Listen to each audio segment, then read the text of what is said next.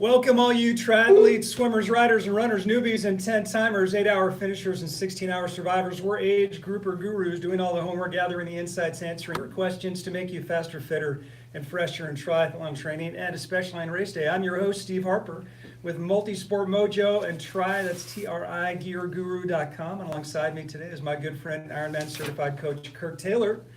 We've also got a special guest in studio today, Kelly Harper, Arizona State University graduate in exercise science, headed out into the job field, some lucky athletic performance place, some professional sports teams. Going to get this cat before in our last podcast, we talked about stretching before a race. Today we're going to talk about what happens when you get an injury and how to stretch to overcome that.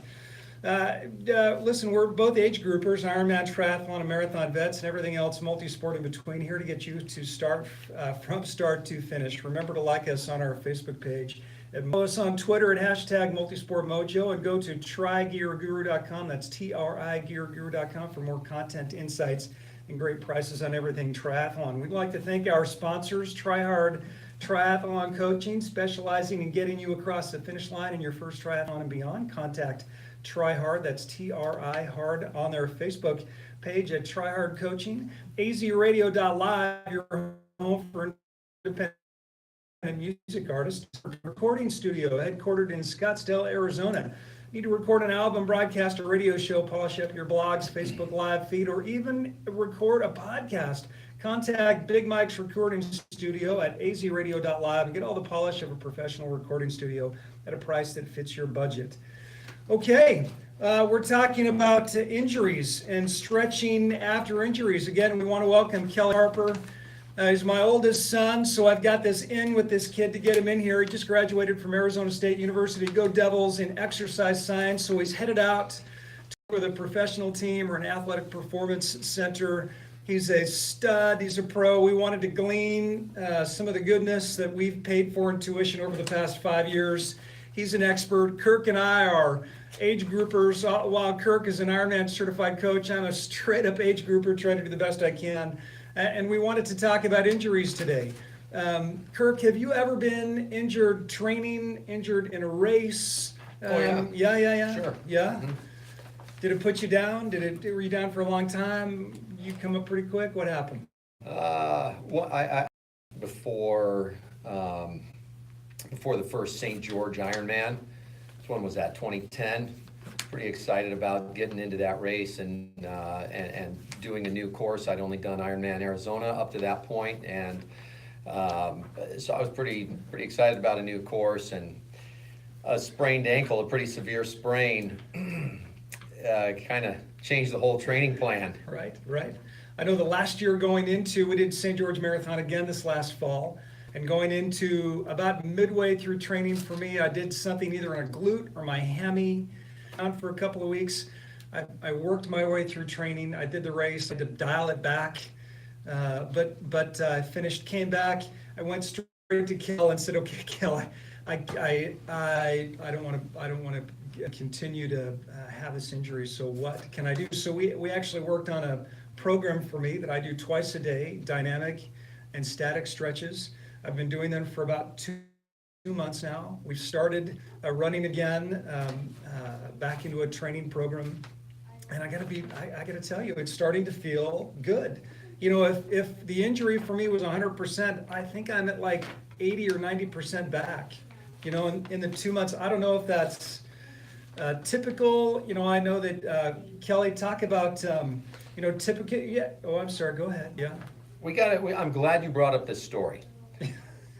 Because we need to tell the rest of the story. What happened when you went in to see the therapist?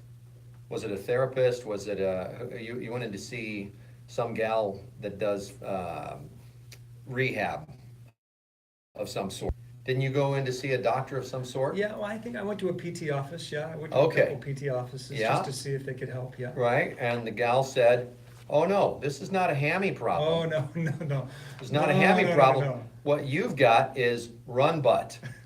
what she said. She did. And Steve says, what the heck is that? I've never heard about that. What is? And she said, Run well, do you butts. have the pain in here? Oh, yeah, yeah. And do you have the pain when you do this? Oh, yeah, yeah. Well, yeah, that's what you got run butt. So, of course, the next day, Steve comes out, Oh, and this is we're terrible. going running, and he's telling us this story as we're out on our little group run, our group of running buddies. And so he tells us this story, and I said, yeah, I know what run is. I know exactly what that is. What that is I'd like to run, but the pain in my ass is killing me. That's what run butt is. Yeah. Oh my gosh. Kel, I'm sure you've never heard of run butt, but I know. I never heard that story. Right? That story. What are some typical injuries that we get from? I mean, listen, I don't know. Maybe it is run butt. Maybe there's a real thing called run butt. It was at the time I thought it was a hamstring because I'd had some tweaks in hamstrings before. I'm starting to think that we run into as multi-sport athletes. When it comes to running and triathlon and marathon, do we to expand on anything else? Or mostly Yeah. those? Well, it's biking, swimming, anything within that multi-sport realm. Yeah. When it comes to running and biking, a lot of hamstring, glute. Hip Where's your flex- glute? In case you don't know what your glute is, where's your glute? That's what Kirk was referring to. That pain in your butt. Your buttocks. But it's the big. derriere. There's three muscles: the gluteus maximus, gluteus minimus, and gluteus medius. I don't have to get into specifics, but they're all. I mean, they're all Small, medium, and large. Yeah, sounds exactly. like. And so. I could do this anatomy thing.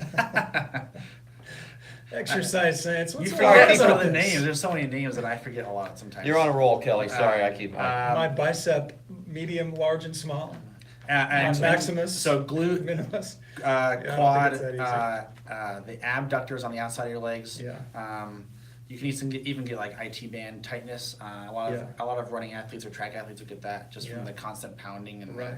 the adductors, especially with swimming, I would say. Yeah. With the legs moving, you're kind of losing all the muscles in your legs, the calf muscle, and then what Kirk was talking about you also get injuries in your tendons and your ligaments.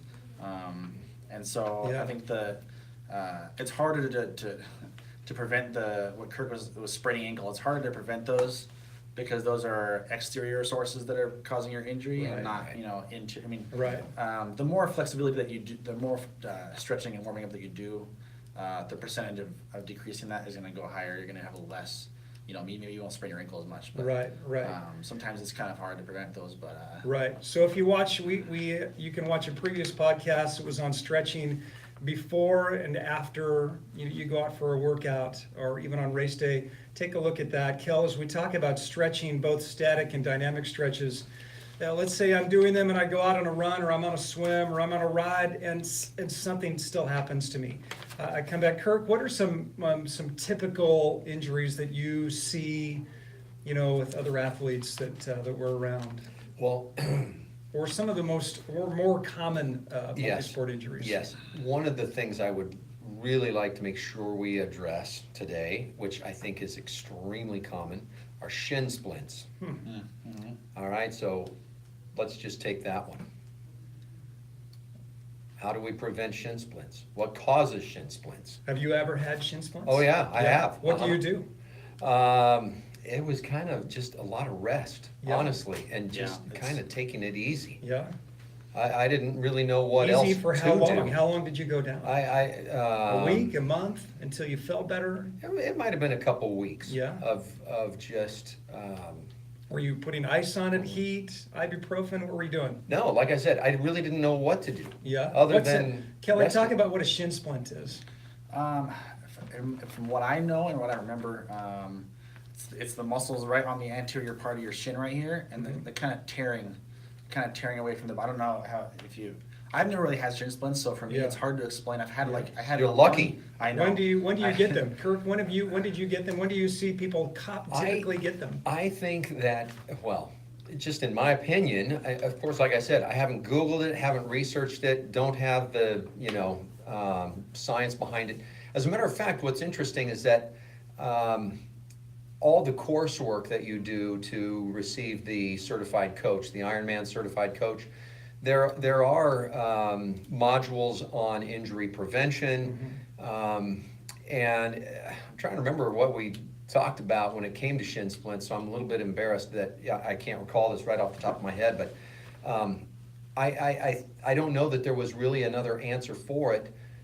There wasn't a whole lot of material Other than on rest. that. Yeah, I think a lot of it just had to do with rest. So, Yeah, this is why I'm asking. I know my wife has had shin splints, and you ask about the cause. I think that in my case and for many other people, it's the sudden onset of training and exercise that your body's not ready for, and so it's if you're not warming up, if you're not preparing, if you're not doing the stretching, and you're all of a sudden engaging in this physical activity, it's one of the injuries that is really common. Yeah, I see when I've encountered shin splints, it's been from like in our cross country days when we would have an athlete that was running on a cross country training schedule and then move them into a marathon training schedule pretty quickly. Yeah. And they just were not prepared for those kind of miles, that kind of intensity. Right. And So it's shin either an splints increase in were pretty duration typical or injury. an increase in intensity. Yeah.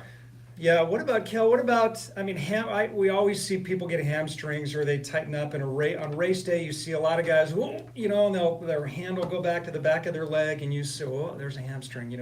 We see that happen a lot. Other typical injuries that you'll see. When they're running, when Yeah. they bring their leg up, and they'll get a pinch up here in the hip flexor.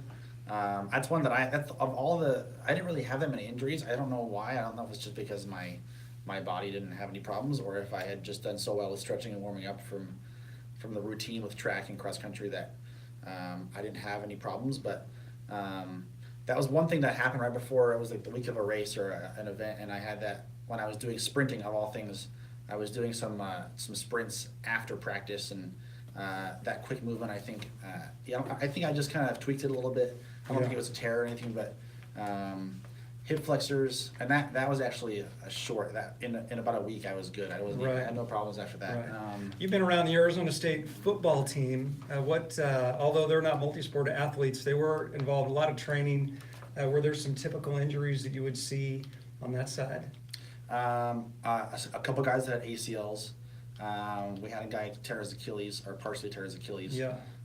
Those are a little more high level, high intensity injuries. Right. A lot of just muscle injuries, hammies, glutes, some of the hip flexor stuff that you see. A lot of ligament tears or partial tears. Right. A lot of linemen with scary. legs cramping up. Yeah. Since they're not used to walking. We had a guy with a concussion, and he was sidelined for, I want to say, midway through the season, through the rest of the year, and he had to actually quit football because he couldn't come back. Are injuries that we would see in multi-sport, are they pretty typical across the board? I mean, when you just everyday athletes, hamstrings, glutes, hip I would flexors, say, yeah, those are the cramps, yeah. pretty typical stuff. Yeah. Cramps are more from the hydration part of it and the sodium part of it. If you're not drinking enough water, not enough electrolytes, your muscles are going to cramp up from that. But a lot of the same muscles you'll get from swimming. Swimming is more upper body, so you get some more stuff in the upper body, but you'll get a lot of the same things in swimming with the leg injuries. Right. Biking, more so just the legs. Yeah. Running can be anything with the arms, I guess, when you're running as you're moving, but mostly the legs. A lot of the same injuries. Well, ironically, I don't know that I've ever had cramps on a bike or run, only when I'm swimming. And it typically will happen in my calves. That's where and I think for me, it's because I'm keeping my toes pointed, right? So it's the back of the calf where I'll get these cramps. Yeah. Have you ever had an injury swimming, Kirk? Shoulders, anything ever get tight on you, or you feel a twinge or a tweak? Yeah, I've had, well, I don't know that it was an injury, no, probably just soreness. Yeah. I try to stretch, I try to warm up before I get in the pool. I don't go all out on the first lap, right? You always want to make sure you swim a warm up, a good whatever you have time for. If it's only 100, well, that's a pretty short warm-up. But so I would say, if you're gonna do a workout where you're swimming anywhere from 1,000 to 2,000 or more, let's say Right. 3,000 plus, your warm-up needs to be at least 500. Right. Well, we've got about 15 minutes left. Let's talk about what happens with those common tweaks and twinges that we get as multisport athletes in our legs, our back, our hips, shoulders. And Kel, talk about some suggestions for stretching after, when we feel that. We don't want it to certainly get to the point to where it's a tear or you've got something that's more substantial and now you need to see or seek a medical professional. But certainly when we've got tweaks and twinges and we can feel something coming on that either stops us during a workout or we come back from a workout and we say, okay, ooh, I got something going on. Can you talk about some of the stretches, static and dynamic, that we can do with our legs? Again, address what static and dynamic stretches are. Static, you're holding a stretch for 10 to 30 seconds. The amount of times you do it, that's up to how your body feels, but dynamic is a constant movement of a stretch. Great. And you can still you can still count with those, you can still count to 30 seconds. Right. But you're constantly moving instead of just holding a stretch, you're Right. moving something. So let's see if I come back from a run and I've got a tweak in my hamstring, which I think is fairly common on the runner's side. You come back and I've got a tweak. Now I'm back. Can you what kind of stretches either that day would you? I know it's specific to people and their own, but just typically, what would be a good plan if I felt a tweak in my hamstring?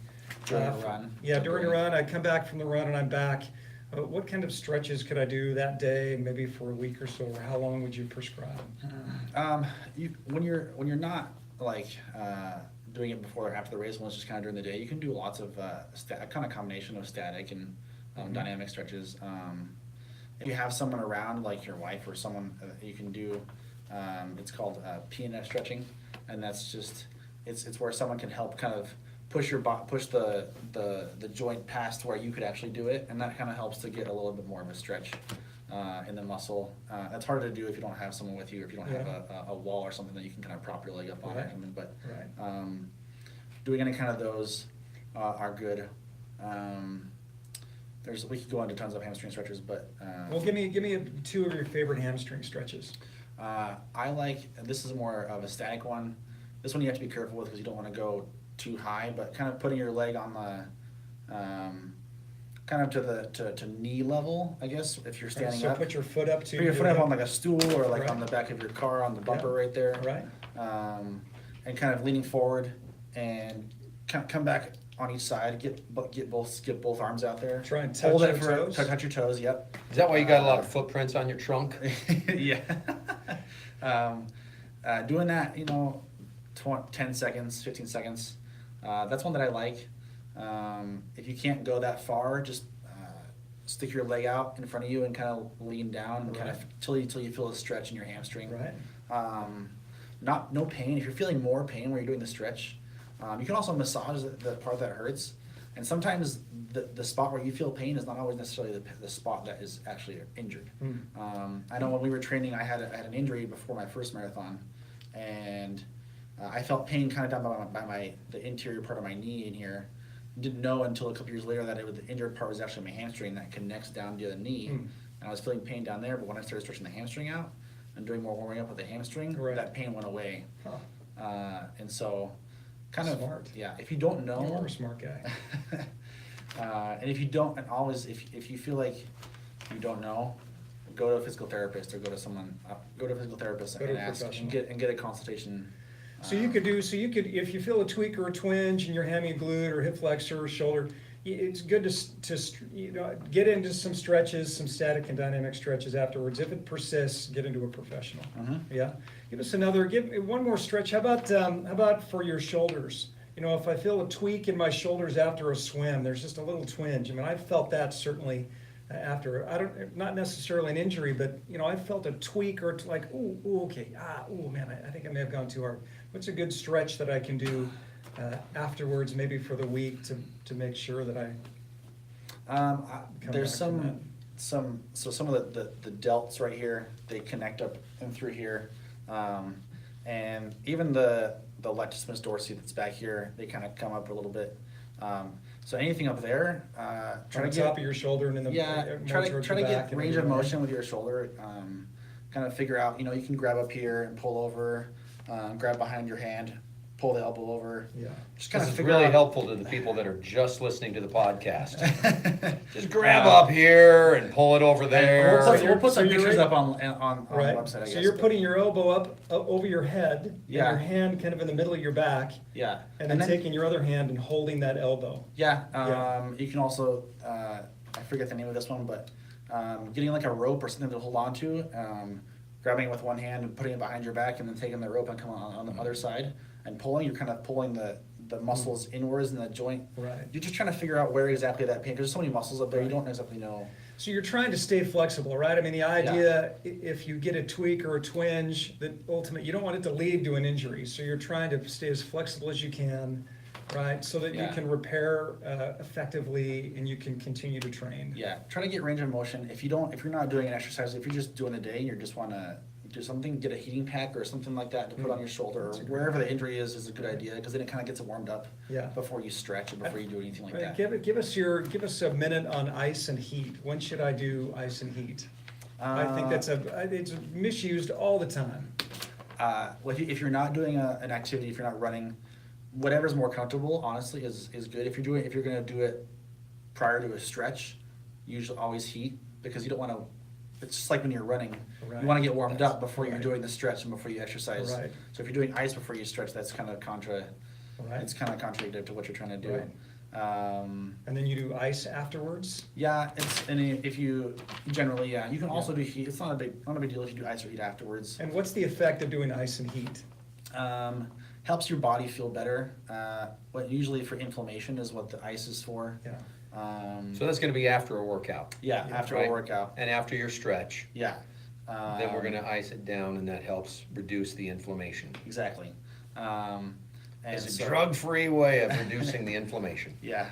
But that's generally the there's some new information out. I don't fully know, but Well, that's about good. ice and heat, and That's good. we can look that up and talk about. Yeah, that. yeah, yeah. Let's talk about rollers. Rollers are a big craze right now. I've got, if you're on the Facebook Live or YouTube feed, I use a magic stick, and it's a stick roller, and it's got all these beads, and they're out across, and it's a little bit of a flexible, and I use it up and down on my muscles. We used to talk about lactic acid. It's a bit of a misnomer now. But in the flexibility, rollers, whether it's a foam roller or a roller that's got some kind of a vibrating mechanism in it, or I've seen hot rollers, I've seen cold rollers, I've seen little vibrating balls, that people use. There are a lot of tools that you can use. What do you think about rollers and how to use them effectively? Both of you. I'll throw that to both of you. I like all those things. The balls, if you like, if you can even get like a lacrosse ball or a tennis ball, something harder is better. The lacrosse balls are better, but they sell some online you can get that are pointed, kind of like a dog toy, like a dog ball that has like the little points on them around. Those even can help with kind of massaging the muscles on the back or on your legs. The foam rollers, they have different kinds. They have the regular foam rollers that are just the foam. They Right. have new ones that have batteries in them that are vibrating foam, Right. foam rollers. Talk about a regular foam roller and how we can use those, and why would we use a foam roller?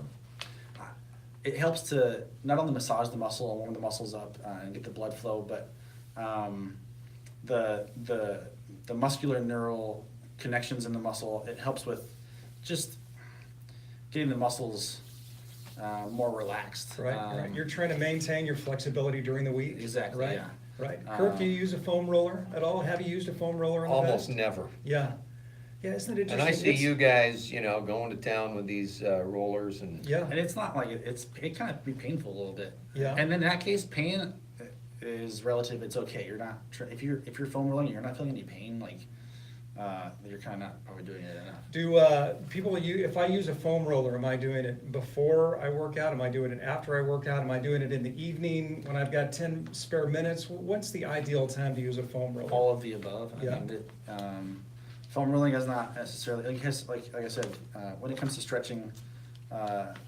you don't want to do it too much, Mhm. because then you can run the case of getting injured Uh-huh. more often, also Right. with not doing it enough. But Right. um, Give me a good, We should talk about that tape too at some point. Not, maybe KT not on this show, but yeah. Yeah, I think, Yeah, we need to I talk mean, that's, about that. all in the gear, and all that gear spectrum of. Well, and if we're talking about injury prevention and injury recovery, Right, right? yeah, KT Recovering tape. from, that's, pretty popular. Yeah, we need to have Kelly on again, to Yeah. talk about that. That's a really good idea. Kel, give us one, if you haven't seen a foam roller, they come in different diameters and they're about, I don't know, what would you say, about 18, 24 inches long? Like you your can pool get big noodle? one. I mean, there are some. I mean, most of the ones that I've seen are, I'm gonna say they're 6 inches in diameter. Yeah. And they're foam, a real high density foam. They're hard. Yeah. And about 2 feet long. How would I give me an idea of why and how I would use a foam roller? How would you use it? Yeah. Like I said, warming up the muscles. It's also a good stretch and massage. So how would I use it? How would you use it? Yeah. Like on a hamstring, just kind of sitting down on it and rolling back and forth. So when you do it, you don't want to just roll the middle of the muscle where the pain is. You want to get, and even if you don't have pain, you want to go all the way up. So if you're doing a hamstring, you want to go all the way from where the muscle stops on a So the hamstring. foam roller itself will be on the ground and you'll roll yourself over, kind of along it. You're laying down on it. You're kind of sitting on it. Right, with so your you're hands up using to your kind of- body weight Yeah. to create the pressure. And you have to have your arms and your legs at a certain points where you can move yourself all the way back and forth on it. Okay. It's kind of gonna be a little bit of a flexible kind of person sometimes Right. to get down there. So it takes a little bit to get used to, but Yeah. they're very popular They're right now. and they're really good. They use them a lot. And when I was with the football team, they did it every Monday. They would use foam rollers and stretch and stuff, Yeah. and they do a really good job. But when you're on the foam roller, you want to go all the way up and down the muscle, and then you can kind of go all the way up and down in one long stroke, or you can go kind of make your way kind of back and forth on your way down, kind of just going and kind of like you're squeezing something out of a A toothpaste. tube, right? Oh, that's a good. And those just kind of, you just really relaxing the muscle and getting the blood flow through there. The more blood flow there is, the better your muscles and your joint and your ligaments will heal better. Yeah. That's kind of a general Yeah. So consensus there. would that help with a slip, trip, or fall? Or is that just really designed for slip and fall? Do you do slip, trip, and fall? Or just slip and fall? Whatever you prefer. Okay.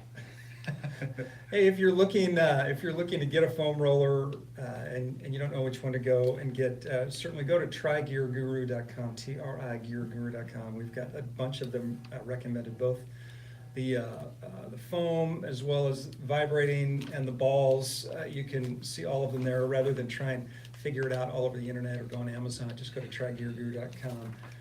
So that search slip, in there, trip, you'll and find fall, it. that was a Brian Regan reference. You gotta give the guy credit. And I don't know if he uses a foam roller or not, but if he were to look for one, I'm sure he'll take a look at Try Gear Guru. That's where you can find it. Kel, Just don't slip on the foam roller when you're. No. Exactly. Hey, Kel, any other thoughts? Well, I'll tell you what, we've got a question. Let's see, it hurts when I stretch. Is that okay?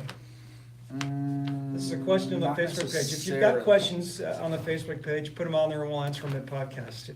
It hurts when I stretch. Is this okay? You should feel slight pulling. A sharp pain? No. If you're feeling a sharp pain, then I would say you're Right. probably doing something wrong or something is definitely injured in there. Here's You another need to do something question.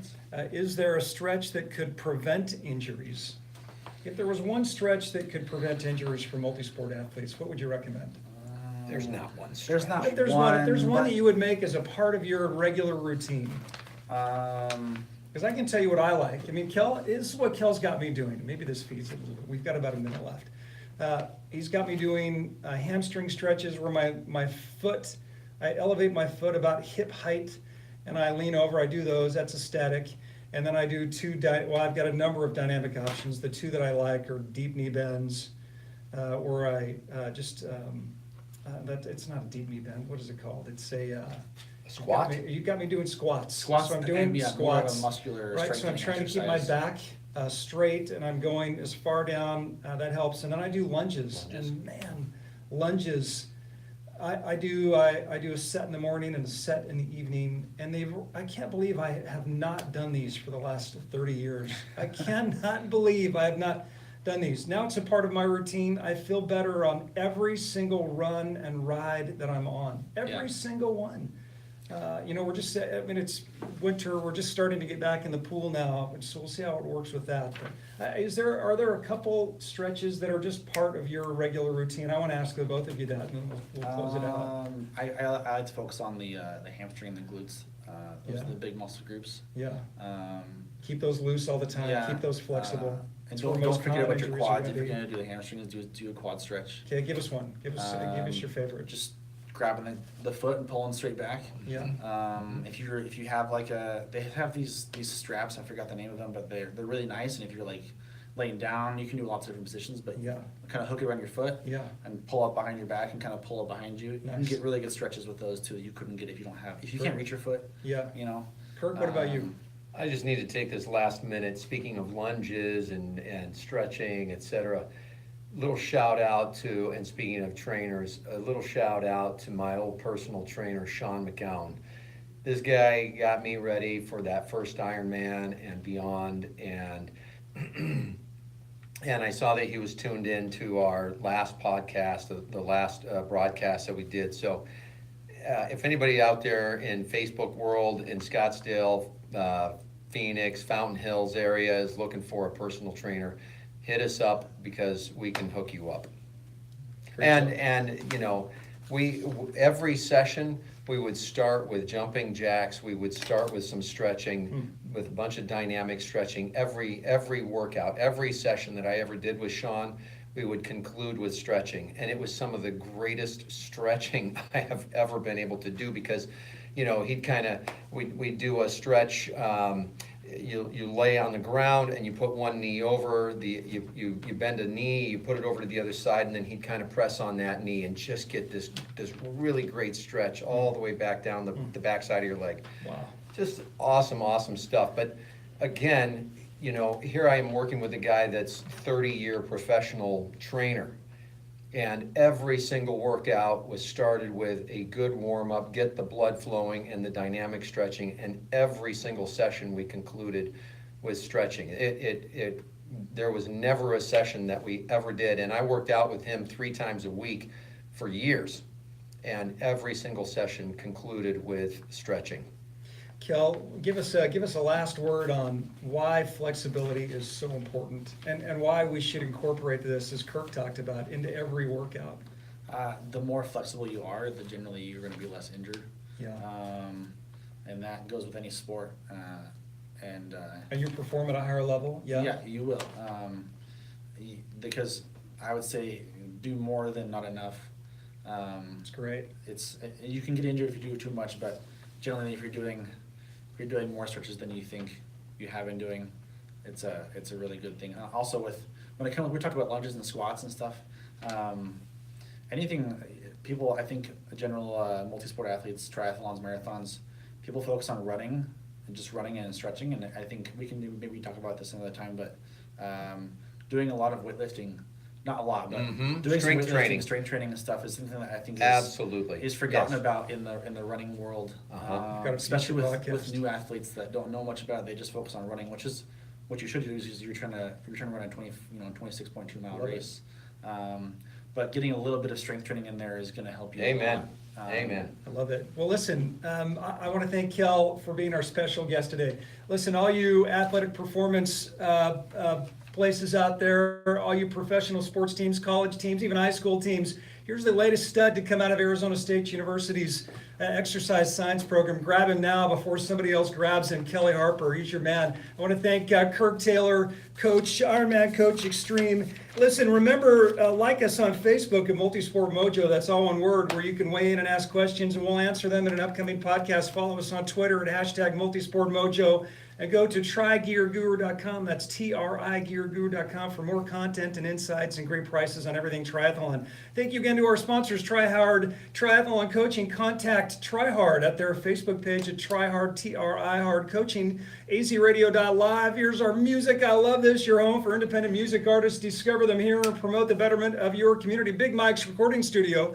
Contact Big Mike's Recording Studio at AZRadio.live and get all the polish of a professional recording studio at a price that fits your budget. We want to thank Jimmy behind the glass. This is the Multisport Mojo podcast. Triathlon age group gurus doing all the homework, gathering all the insights, answering all your questions to make us all faster, fitter, and fresher in triathlon training and on race day. Here to help you get from start to finish. Thank you, everybody, and we'll see you next time. We're out of here. All right, thanks. Thank you.